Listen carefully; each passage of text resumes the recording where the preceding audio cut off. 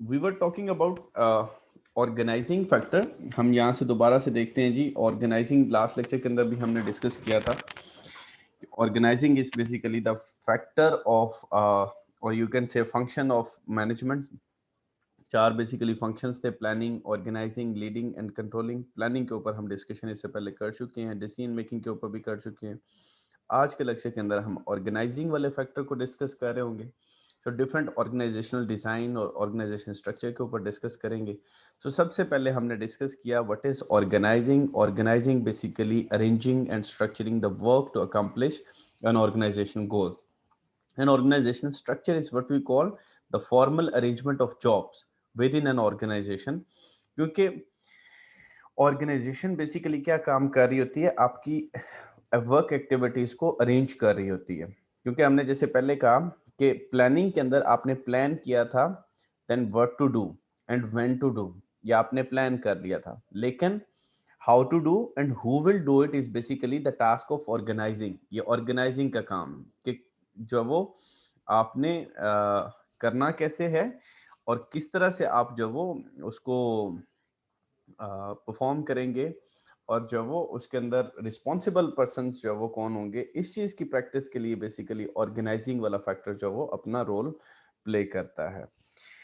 So this is basically organizing, and organization structure is basically the hierarchy, you can say the formal arrangement of jobs within an organization। जब हम organization design की बात करते हैं, so it is a process involving decisions about six key elements. Number one is work specialization, then departmentalization, then chain of command, then span of control, then centralization and decentralization, then formalization।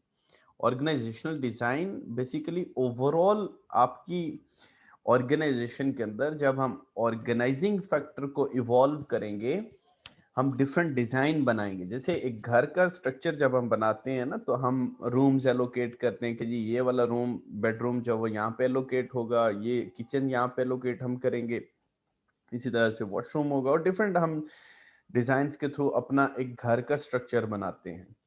फिर इसी तरह से जो है वो आप rooms design करते हैं कि जी ये वाला बेटे का बेडरूम है, इसी तरह से ये वाला जो वो फादर का है, ये मदर का है। सो हम पूरे जो वो एलोकेशन कर रहे होते हैं। यहाँ पे ऑर्गेनाइजेशन के अंदर भी हम जब ऑर्गेनाइजिंग करते हैं, तो organizing means we are going to allocate the responsibilities.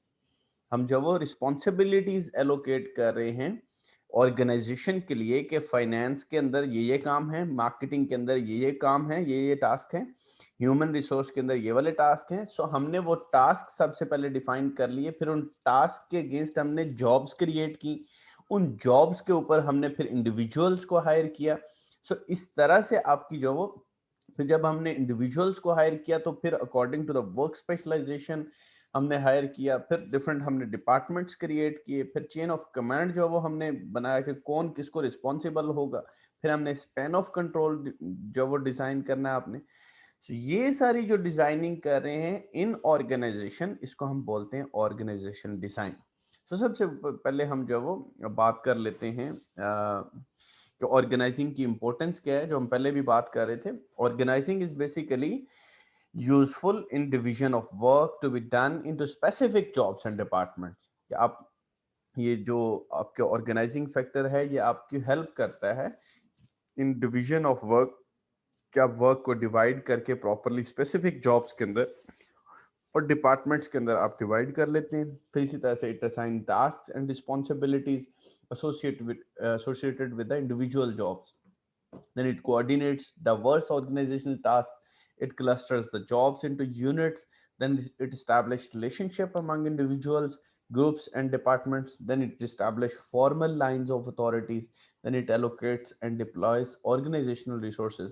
Overall, you can say these all are basically to arrange the work, to organize the work in the organization। कि आपके काम को ऑर्गेनाइज करने में, अरेंज करने में, डिवाइड करने में, फिर डिफरेंट एम्प्लॉयज को असाइन करने में, और एम्प्लॉयज की आपस में कोऑर्डिनेशन के लिए आपकी ऑर्गेनाइजिंग फैक्टर जो वो इम्पोर्टेंट है।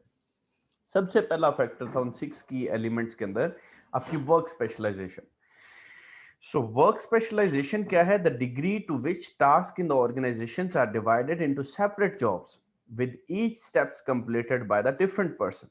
अब इसकी एग्जांपल ऐसे ले लें, जैसे फॉर एग्जांपल एक डॉक्टर है, तो डॉक्टर अपनी स्पेशलाइजेशन के अकॉर्डिंगली जो वो अपने पेशेंट्स को डायग्नोज करेगा। जैसे फॉर एग्जांपल अगर कोई ईएनटी डॉक्टर है तो वो ऑब्वियसली आंख, नाक और गले और इस चीज को जो वो देख रहा होगा। अगर कोई हार्ट पेशेंट है तो वो हार्ट की जो वो डायग्नोज कर रहा होगा। इसी तरह से जो कोई सर्जन है तो वो ऑब्वियसली वो सर्जरीज को देख रहा होगा। सो ये क्या है, अब ये जो डिफरेंट डिफरेंट एक ही काम सारे एक एक डॉक्टर फॉर एग्जांपल सारे काम खुद ही क्यों नहीं कर लेता? क्योंकि उसकी वर्क स्पेशलाइजेशन उसके अकॉर्डिंगली नहीं है। सो आप जब वर्क स्पेशलाइजेशन के अकॉर्डिंगली काम करेंगे तो मोर एक्यूरेटली आप परफॉर्म कर सकेंगे, आप ज्यादा बेहतर परफॉर्म कर सकते हैं, आप ज्यादा एफिशिएंटली काम कर सकते हैं। सो इस वजह से वर्क स्पेशलाइजेशन की इंपॉर्टेंस जो वो है। इसी तरह से आपके टीचर्स हैं, फॉर एग्जांपल अगर आपको कोई मैनेजमेंट पढ़ाता है, कोई मार्केटिंग पढ़ाता है या फाइनेंस पढ़ाता है, तो उसकी स्पेशलाइजेशन, डिग्री की स्पेशलाइजेशन उसके उस फील्ड के अकॉर्डिंगली होगी। अगर कोई मार्केटिंग वाला टीचर फाइनेंस पढ़ाएगा तो वो अच्छी नहीं पढ़ा पाएगा। सो इस वजह से क्या होगा कि वहां पे भी वर्क स्पेशलाइजेशन की इंपॉर्टेंस होगी। इसी तरह से अगर मैन्युफैक्चरिंग ऑर्गेनाइजेशन का आप जो वो आइडिया लगाएं तो वहां पे अगर फॉर एग्जांपल एक पर्सन फॉर एग्जांपल मैन्युफैक्चरिंग के अंदर अच्छा है या प्रोडक्शन के अंदर अच्छा है या परचेजिंग के अंदर अच्छा है तो वो वहीं पे फिट होगा। अगर उसको किसी और जगह पे आप यूटिलाइज करेंगे तो ऑब्वियसली जो वो प्रॉब्लम आएगी। सो work specialization is the degree to which tasks in the organizations are divided into separate jobs with each steps completed by the different persons. इसी तरह से ओवर स्पेशलाइजेशन जब होती है तो तब भी जो वो प्रॉब्लम होती है। तब भी जो वो मोर एक्यूरेसी क्यों? क्योंकि ओवर स्पेशलाइजेशन से क्या होता है कि दिस इकोनॉमीज आ जाती है। Work specialization is important but over specialization से क्या होता है कि आप बोर फील होना शुरू हो जाते हैं, फटीग फील करते हैं, स्ट्रेस फील करते हैं, क्वालिटी लो होना शुरू हो जाती है। लेकिन ये आफ्टर मेनी टाइम या आफ्टर सो मेनी टाइम आपको ये फील होता है, इंक्रीज एब्सेंटेंसीज एंड हायर टर्नओवर, ये वाले प्रॉब्लम्स आते हैं। लेकिन ये ओवर स्पेशलाइजेशन के अंदर, आपकी जॉब के अंदर अगर स्पेशलाइजेशन है और थोड़ी बहुत जो वो वहां पे डाइवर्सिफिकेशन भी है, फ्लेक्सिबिलिटी भी है, तो फिर जो वो ऑब्वियसली वहां पे इंटरेस्ट भी रहता है। वहां पे जो वो जैसे फॉर एग्जांपल आप स्टडी कर रहे हैं तो आपकी स्टडीज के साथ जो इवेंट्स भी चलते रहते हैं, टूर्स भी चलते रहते हैं, गेम्स भी चलती रहती हैं, तो क्या होता है कि आप जो वो फोकस्ड होके चलते हैं। अगर सिर्फ क्लासेस होंगी तो क्या होगा कि उसकी जो वो रिजल्ट्स इतने अच्छे जो वो नहीं आ सकते।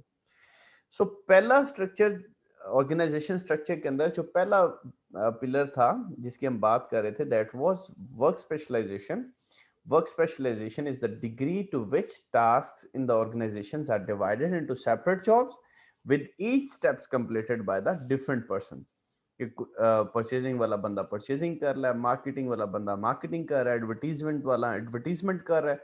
सो हर बंदा जब स्पेसिफिकली अपनी स्पेशलाइजेशन के अकॉर्डिंगली, अपनी एजुकेशन के अकॉर्डिंगली, अपनी जो उसकी स्किल है उसके अकॉर्डिंगली जब वर्क करेगा तो that would be work specialization and that is very much important. ये आप एक ग्राफ के थ्रू आप देख सकते हैं economies and diseconomies of work specialisation.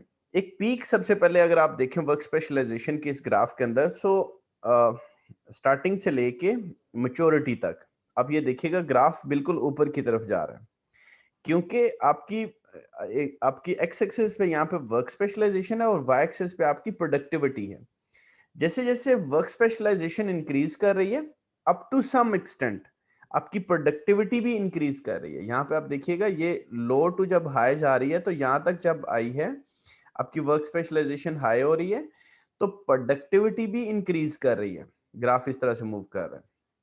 लेकिन क्या है कि at the peak of work specialization, जहां पे वर्क स्पेशलाइजेशन पीक पे होनी चाहिए थी, वहां पे जाके आपकी प्रोडक्टिविटी डाउनफॉल होना शुरू हो गई, प्रोडक्टिविटी जो नीचे आना शुरू हो गई। रीजन इज, मैंने जैसे आपको पहले बताया कि आपकी जॉब के अंदर चार्म नहीं रह गया, अब एक ही काम बार बार करके थक गए या अक जाते हैं आप। सो इस चीज को ओवर स्पेशलाइजेशन बोला जाता है, वो आपको बोर कर देती है वो चीज, या आपको जो वो डल कर देती है, या आप स्ट्रेस फील करते हैं, वो उसको diseconomies of work specialization के अंदर जो वो कंसिडर किया जाता है। सो वर्क स्पेशलाइजेशन जो वो इटसेल्फ इंपॉर्टेंट है। दूसरा फैक्टर था जी डिपार्टमेंटलाइजेशन। अब डिपार्टमेंटलाइजेशन क्या है? सबसे पहला फैक्टर, मैं अगेन वो वाली स्लाइड आपको दिखा देता हूँ। इन 6 की एलिमेंट्स के अंदर ऑर्गेनाइजेशनल डिजाइन के अंदर सबसे पहला फैक्टर था work specialization. We have studied that work specialization is very much important. So work specialization है क्या? Work specialization is when we are going to specify the job or the task according to the specialization of the individuals, according to the skill of the individual, तो उसको बोला जाएगा आप work specialization. Then departmentalization second factor है। Departmentalization की कई सारी types हैं, उनको जो वो डिटेल से डिस्कस कर लेते हैं। सो सबसे पहले डिपार्टमेंटलाइजेशन को हम डिसाइड करते हैं जी। डिपार्टमेंटलाइजेशन क्या है? When you are going to divide your organization into different departments, आप डिफरेंट ग्रुप्स के अंदर, डिफरेंट डिपार्टमेंट्स के अंदर जो वो अपनी ऑर्गेनाइजेशन को डिवाइड कर देते हैं। किस लिए? बेटर ऑर्गेनाइज करने के लिए, बेटर वे के अंदर जो वो परफॉर्म करने के लिए आप क्या करते हैं, डिफरेंट डिपार्टमेंट्स के अंदर जो वो डिवाइड कर देते हैं। अब जैसे गिफ्ट यूनिवर्सिटी है, तो यूनिवर्सिटी के जो जितनी भी अब स्टूडेंट्स हैं, वो अब सबको इन जनरल गिफ्ट यूनिवर्सिटी के स्टूडेंट्स अगर सिर्फ कंसिडर करते तो ऑर्गेनाइज करना मुश्किल था। लेकिन अब आपने डिपार्टमेंट्स के अंदर डिवाइड कर लिया, जैसे फॉर एग्जांपल जीबीएस है, इसी तरह से फिर जो वो सफास है, फिर इसी तरह से फैशन डिजाइनिंग है, इस्लामिक स्टडीज है, साइकोलॉजी है। तो आपने क्या किया, डिफरेंट डिपार्टमेंट्स के अंदर जो वो डिवाइड कर लिया। अब स्टूडेंट्स को मैनेज करना, फैकल्टी को मैनेज करना, एडमिनिस्ट्रेशन को मैनेज करना ज्यादा इजी हो गया। So departmentalisation is basically very useful tool in organising factor. इससे काफी सारी चीजें जो है वो आपकी मैनेज हो जाती हैं। सो डिपार्टमेंटलाइजेशन की 5 टाइप्स हैं जी। सबसे पहली है जी फंक्शनल। क्या आप डिपार्टमेंट्स बना देते हैं according to the functions of the job? क्या आप जो वो ग्रुपिंग कर रहे होते हैं कि जो वो फंक्शन, जो सेम टास्क के फंक्शंस हैं, उनको आप एक ग्रुप के अंदर डिवाइड कर लेते हैं, या उनको एक डिपार्टमेंट के अंदर जो वो, इनकी एग्जांपल भी आगे जाके मैं बताता हूँ।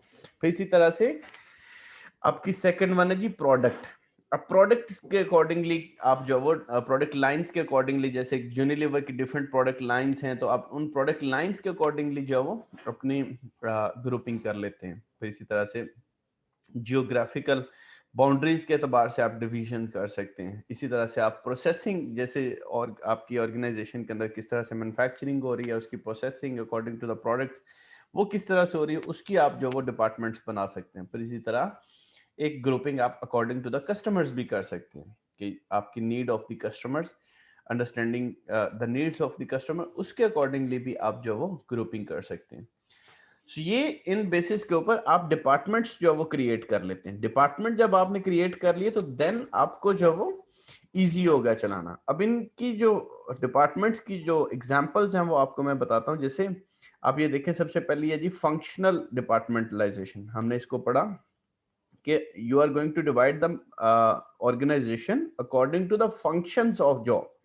अब क्या कर रहे हैं, groups jobs according to the functions. जैसे मैनेजर इंजीनियरिंग है, मैनेजर अकाउंटिंग है, मैनेजर मैन्युफैक्चरिंग है, मैनेजर ह्यूमन रिसोर्स है, मैनेजर परचेजिंग है। अब इस ये सारे मैनेजर्स क्यों क्रिएट करें? आपने जो वो डिपार्टमेंट्स बना लिए। सो ये सारे के सारे जो वो क्या कर रहे हैं कि इस प्लांट मैनेजर के अंडर जो वो काम कर रहे हैं। इसी तरह से आप डिपार्टमेंट्स जो वो अकॉर्डिंग टू द फंक्शन, जैसे ह्यूमन रिसोर्स है, मार्केटिंग है, आप डिफरेंट डिफरेंट जो वो इसको एक्सपेंड करते हैं। जिस जिस तरह से आपकी जो वो ऑर्गेनाइजेशन के अंदर डिपार्टमेंट्स हैं, आप उसको यूज कर सकते हैं। अकॉर्डिंग टू द फंक्शंस जब आप डिवाइड करेंगे, तो उसको हम बोलेंगे फंक्शनल डिपार्टमेंटलाइजेशन। इसके ऑब्वियसली नीचे इसके कैरेक्टरिस्टिक्स भी लिखे हुए हैं कि ऑब्वियसली जो वो efficiencies from putting together similar specialties and people with the common skills, knowledge and orientations। जैसे यहाँ पे जो आपके सारे इंजीनियरिंग डिपार्टमेंट आ जाएगा, तो उसके अंदर सारे जो वो इंजीनियरिंग रेलिवेंट आपकी स्किल्स होंगी। इसी तरह से अकाउंटिंग है, तो अकाउंटिंग वाले जो वो फंक्शन के अंदर आपके सारे जो वो अकाउंटिंग पर्सनैलिटीज होंगी, इसी तरह से मैन्युफैक्चर। सो ये आप क्या कर रहे हैं, according to their specialities, according to their common skills, आप क्या कर रहे हैं, फंक्शंस के एतबार से आप जो वो एक फंक्शन इंजीनियरिंग का था, आपने एक जो वो ये पूल क्रिएट कर लिया, एक अकाउंटिंग का फंक्शन था, आपने एक ये पूल क्रिएट कर लिया, एक मैन्युफैक्चरिंग का था, एक ह्यूमन रिसोर्स था, एक परचेजिंग था। So according to the functions you are going to group the organization. Second one is geographical departmentalization. जैसे क्या होता है कि कुछ लार्ज स्केल ऑर्गेनाइजेशंस होती हैं, जैसे कुछ मल्टीनेशनल ऑर्गेनाइजेशन है जो अक्रॉस द कंट्री भी जो वो अक्रॉस द बॉर्डर भी काम कर रही होती हैं। कुछ नेशनल जो आपकी ऑर्गेनाइजेशन होती हैं जो डिफरेंट एरियाज के अंदर, जो पंजाब के अंदर, सिंध के अंदर, बलोचिस्तान के अंदर, सो डिफरेंट जगहों के ऊपर जो वो ऑपरेट कर रहे होंगे, तो उनको जो वो डिफरेंट डिफरेंट टेरिटरीज से जो वो चलाना पड़ता है अपना सिस्टम। सो जब आप जियोग्राफिकल बाउंड्रीज के एतबार से आप जो वो डिपार्टमेंटलाइजेशन करेंगे तो उसको बोलेंगे जियोग्राफिकल डिपार्टमेंटलाइजेशन। आपके सामने ये एग्जांपल है, जैसे sales director western region, sales director southern region, sales director mid western region, sales director eastern region. So ये आप क्या कर रहे हैं, आप according to the area departments बना रहे हैं। ये भी बहुत इफेक्टिव है उस रीजनल टेरिटरी के इश्यूज को देखने के लिए, उस एरिया के जो वो आपकी जो वो काम को अच्छी तरह से अंडरस्टैंड करने के लिए, वहाँ की नीड्स को अंडरस्टैंड करने के लिए ये वाली डिपार्टमेंटलाइजेशन भी बड़ी इफेक्टिव होती है। So next one, third one है जी प्रोडक्ट डिपार्टमेंटलाइजेशन। अब ये प्रोडक्ट डिपार्टमेंटलाइजेशन क्या है कि you are going to group the jobs by product line. कि आप जो वो प्रोडक्ट लाइंस के एतबार से जो जैसे यहाँ पे ये एक कोई ट्रांसपोर्टेशन कंपनी है, ये इसकी एग्जांपल ली गई है, हम यहाँ पे एग्जांपल ले लेते हैं जी यूनिलीवर की। अब यूनिलीवर की एग्जांपल के अंदर आप यहाँ पे जो वो आप रख लें, फॉर एग्जांपल सोप का एक सेक्टर है, कि सारे के सारे जो आपके सोप कैटेगरी है वो एक लाइन आ जाएगी, फिर इसी तरह से शैम्पूज जितने भी हैं वो दूसरी लाइन आ जाएगी, फिर इसी तरह से तीसरी है जी आपकी फॉर एग्जांपल कॉस्मेटिक्स, वो तीसरी लाइन आ जाएगी। सो आप देखें कि अब आप according to the product line जो वो डिवीजन करें कि जितनी भी हमारी सोप्स की जो वो हमारी मैनेजमेंट है वो यहाँ पे जो वो फॉल करेगी, इसी तरह जो शैम्पूज हैं वो इनको ये लोग डील करेंगे, इसी तरह से जो हमारी कॉस्मेटिक्स के हैं वो यहाँ पे डील करेंगे। सो ये अब क्या करें, you are going to group और divide the organisation according to the product departmentalisation, क्या प्रोडक्ट्स के हिसाब से, प्रोडक्ट लाइंस के हिसाब से आप जो वो डिवीजन कर रहे हैं। नेक्स्ट वन आ जाता है आपका process departmentalisation. In process departmentalisation आप क्या करते हैं जी, you are going to groups the jobs on the basis of product और कस्टमर फ्लो। आप जो वो कस्टमर फ्लो के एतबार से, जैसे फॉर एग्जांपल कुछ आपके जो वो पीक सीजन जो वो डेज होते हैं जहाँ पे आपको जो वो कस्टमर फ्लो आपका ज्यादा है, तो आपको उस हिसाब से जो वो अपने प्रोसेस को फास्ट करना पड़ेगा। कुछ आपके स्लो मंथ्स चल रहे होते हैं तो वहां पे उस प्रोसेस को आपको स्लो डाउन करना पड़ता है। सो आप according to the process departmentalization करें। जैसे आप देखिएगा कि एक जो वो ऑर्गेनाइजेशन की एग्जांपल ली गई है, जैसे डिफरेंट प्रोसेसेस फॉर एग्जांपल जो वो आपके परफॉर्म हो रहे हैं एक ही ऑर्गेनाइजेशन के अंदर। आप कोई एक ऑर्गेनाइजेशन की एग्जांपल ले लें, हम जैसे अभी बात कर रहे थे जी, हम शुगर मिल की बात ले लेते हैं। यहाँ पे फॉर एग्जांपल कहीं पे आपकी क्रशिंग हो रही होती है, कहाँ पे आपकी बॉइलिंग हो रही होती है, कहाँ कहीं पे आपकी जो वो उसकी जो वो शुगर के अंदर कन्वर्ट हो रही है, या इसी तरह एक कार मैन्युफैक्चरिंग कंपनी है तो कहीं पे उसके पार्ट्स बन रहे होंगे, कहीं पे वो असेंबल हो रहे होंगे, कहीं पे उसकी जो वो उसको चेक किया जा रहा होगा, कहीं पे उसको फिनिशिंग हो रही होगी, कहीं पे उसकी इंस्पेक्शन हो रही होगी, फिर शिपिंग हो रही होगी। सो डिफरेंट प्रोसेसेस परफॉर्म हो रहे होंगे।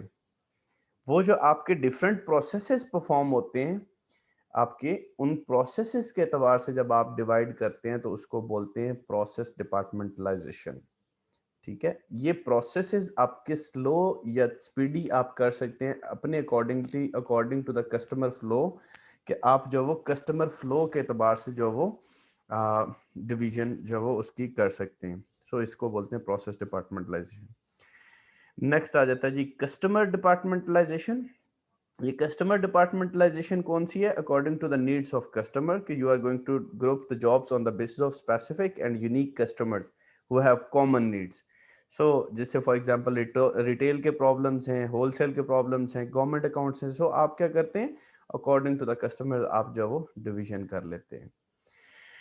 ये थे बेसिकली आपके जो वो डिफरेंट डिपार्टमेंट्स जिनकी हम बात कर रहे थे जी। अकॉर्डिंग टू द फंक्शन इसको बोलेंगे functional departmentalization, according to the product line इसको बोलेंगे product departmentalization, then according to the area इसको बोलेंगे geographical departmentalization, according to the process different processes हैं, असेंबली है या इस तरह से, या फिर फिनिशिंग है या फिर टेस्टिंग है, so according to the processes जब आप करेंगे तो उसको बोलेंगे प्रोसेस डिपार्टमेंटलाइजेशन।